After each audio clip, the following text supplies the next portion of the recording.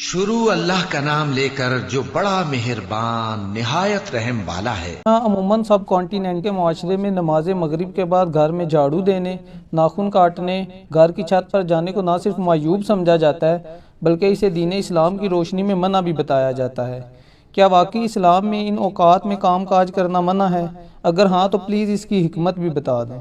پہلے تو کیٹیگوریکلی سن لیں کہ یہ ساری کی ساری ہندوانہ توہمات ہیں جو ہمارے معاشرے میں آ گئی ہیں۔ ایک چیز ضرور ہے، صحیح بخاری اور مسلم کی متفق علیہ حدیث ہے، نبی صلی اللہ علیہ وآلہ وسلم نے فرمایا کہ جب مغرب کا وقت ہو جائے تو اپنے بچوں کو باہر نہ نکالو۔ اس وقت شیاطین نکلتے ہیں اور وہ بچوں کو اچک لیتے ہیں۔ اور بخاری مسلم میں حدیث ہے کہ مغرب کے بعد اپنے گھروں کے دروازے کو بند کر دو اور بسم اللہ پڑھ کے بند کرو تو شیطان بھی نہیں کھول پائے گا، ورنہ تو یہ جو لوگ کہتے ہیں نا ہم جنات سے اتنا کام لیتے ہیں تو کوئی بینک سے پیسے چوری کروا کے بتائیں، دنیا کا نظام نہیں چل سکتا۔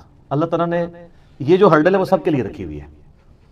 بخاری مسلم میں الفاظ ہیں، اپنے برتنوں کو ڈھانپ دو، خالی برتنوں کو الٹا کر دو اگر ڈھانپ نہیں سکتے، اور اگر بھرے ہوئے برتن ہیں اس کو ڈھانپنے کے لیے کوئی چیز نہ ملے تو بخاری مسلم کے الفاظ ہیں کوئی ایک تنکا ہی اس کے اوپر رکھ دو۔ اور مسلم شریف میں حدیث ہے کہ ایک رات سال میں ایسی آتی ہے جس میں اللہ تعالیٰ کی طرف سے کئی ایک مرض آتے ہیں اور وہ ایسے برتن میں داخل ہو جاتے ہیں جن برتنوں کو کھلا رکھا ہوا ہوتا ہے۔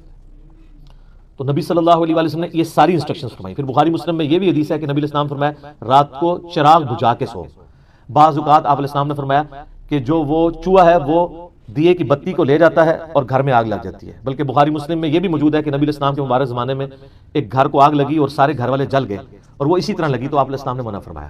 اور اس کو آپ آج کل کے اعتبار سے دیکھ لیں، یہ سوئی گیس کے ہیٹر یا اور بھی آگ والی کوئی بھی چیزیں رات کو بند کر کے سونا چاہیے۔ آئے دن ابھی تک واقعات ہو رہے ہیں کہ لوگ مرتے ہیں، لوڈ شیڈنگ ہوتی ہے، جب گیس آتی ہے تو آٹومیٹک ہیٹر تو آپ کو پتہ ہے 15-20 ہزار روپے کا ملتا ہے۔ ہمارے جو عام 2,500-3 ہزار والے ہے ہیٹر، یہ تو جب گیس آئے گی تو دوبارہ چلنا شروع ہو جائیں گے، اور ظاہر ہے وہ پائلٹ بھی بجھ گیا ہوتا ہے۔ ایک ظلم تو یہ کر رہے ہیں نا، اتنی گیس لے جاتے ہیں کہ پائلٹ بھی نہیں چلتا۔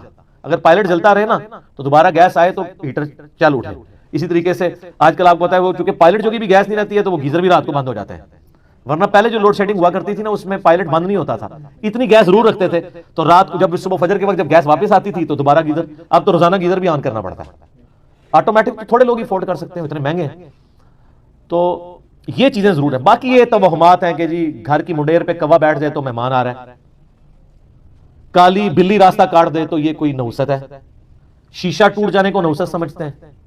اچھا کہتے ہیں جوتی پہ جوتی چڑھی ہو تو سفر لکھا ہے، تو میں اکثر کہتا ہوں میری جوتی پہ جوتی چڑھا دیں آپ روزانہ کے لیے، میں تو جاتا ہی نہیں ہوں کہیں، اس طرح سفر نہیں ہوتا۔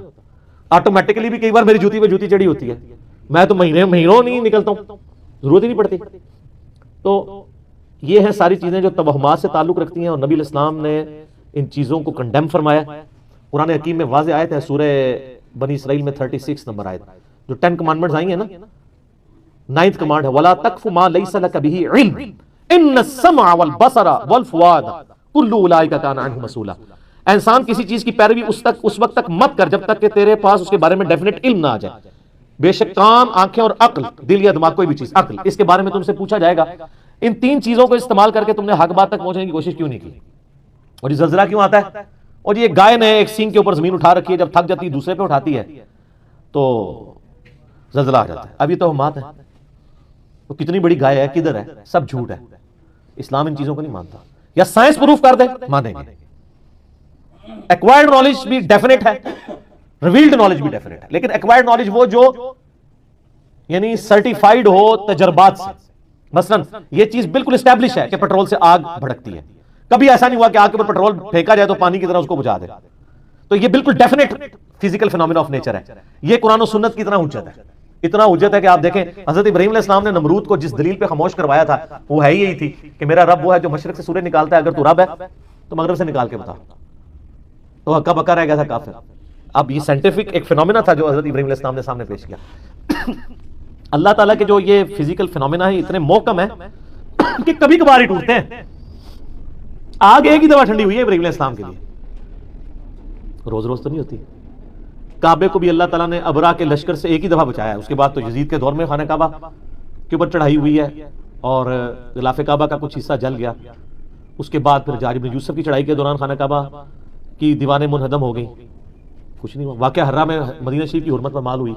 دنیا بقدر ایفرٹ، آپ لا کہتے ہیں بزرگوں نے دنیا کا نظام سنبھالا ہوا ہے، کوئی فرق نہیں پڑتا. یہ چیزیں بقدر ایفرٹ چل رہی ہوتی ہیں. باقی یہ جتنے توہمات ہیں کہ شام کے وقت جناب وہ آپ جھاڑو نہیں دے سکتے, کیوں نہیں دے سکتے؟ کامن ہے. ناخن نہیں کاٹ سکتے.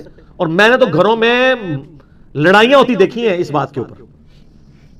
خامن بیویوں کو ڈانٹ رہے ہیں, مائیں بچوں کو ڈانٹ رہی ہیں, رات کے وقت کوئی ناخن کاٹ لے اور ان سے پوچھیں کہاں لکھا ہوا ہے, تو نہ ان کو پتا نہ ان کو بتانے والوں کو پتا. سارے سنا کے سنی ٹنی پڑھ پڑھا کے سنی بڑھو. اسلام میں کوئی ایسی چیز نہیں ہے کہ آپ اس کی بنیاد کے اوپر لوگوں کو مصیبت میں ڈال دیں. جو چیزیں منع کرنے والی تھی وہ کر دی گئی ہیں. وہ میں نے آپ کو بتا دیا کہ رات کے وقت بچوں کا نہیں نکالنا آپ نے, مغرب کے وقت, وہ ساری چیزیں اپنی جگہ موجود ہیں. اچھا ہوتی کوئی یعنی 10 چیز موجود ہے, اس کے ساتھ صفر لگا کے اس کو 100 کر دیتے ہیں, کوئی اور صفر لگا کے 1000 کر دیتا ہے. اس طریقے سے بڑھاتے چلے جاتے ہیں, غلوف کرتے جاتے ہیں. حقیقت میں وہ چیز بڑی تھوڑی ہوتی ہے. اس طریقے سے دین میں خود ایگزیجریشن کرنا, لڑائی جھگڑے کرنا. بھائی صفائی تو نصف ایمان ہے. صحیح مسلم میں 534 نمبر حدیث ہے, صفائی نصف ایمان ہے. وہ صفائی کے لیے کوئی ٹائمنگ نہیں بتائے گی, جس وقت مرضی آپ کریں صفائی. اچھا جن چیزوں میں ٹائمنگ بتائی تھی اس میں کوئی فالو نہیں کرتا. سورہ نور اٹھا کے دیکھیں, اللہ تعالیٰ نے 3 اوقات میں کسی کے گھر جانے سے منع فرمایا. ارلی ان دا مارننگ, دوپہر کے وقت اور رات کے وقت. تو مجھے تو بڑا غصہ آتا ہے ایسے لوگوں پہ جو عشاء کے بعد جو ہے وہ مہمان بن کے تو منہ اٹھا کے آ جاتے ہیں. تو میں تو بالکل اسٹریٹ فارورڈ ہوں. میں دروازے پہ آ کہتا ہوں نہیں میرا ٹائم نہیں جی, انشاءاللہ پھر ملیں گے. اس کو لوگ بد اخلاقی سمجھتے ہیں, حالانکہ عین اخلاق ہے, میرا حق ہے. مس بیل نے بار بار دینا ایک بہت ہے. مجھے ضرورت ہوگی میں دوبارہ کال کر لوں گا, اگر نہیں کرنی 50 کے بعد بھی نہیں کروں گا.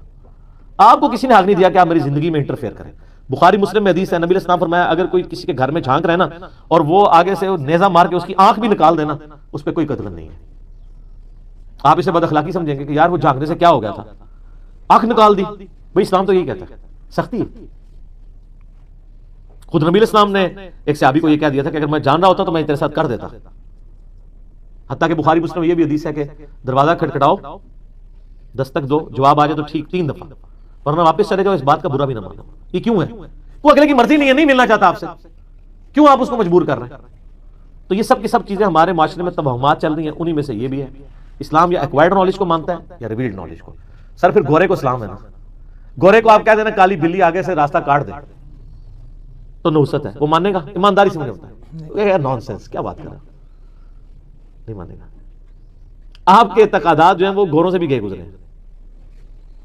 اور کر کے دیکھ لیں آپ, یہ جو آسٹریلیا کی ٹیم آپ کے ساتھ کر رہی ہے, ان کے آگے کہ کالی بلی پھینکے, پھر تو انہوں ٹرپل سینچری مارے گا وار, کچھ بھی نہیں ہونا. دنیا بقدر ایفرٹ ہے, اس طرح سے کچھ بھی نہیں ہونا. ساری کی ساری چیزیں توہمات ہیں. ٹھیک ہوگی.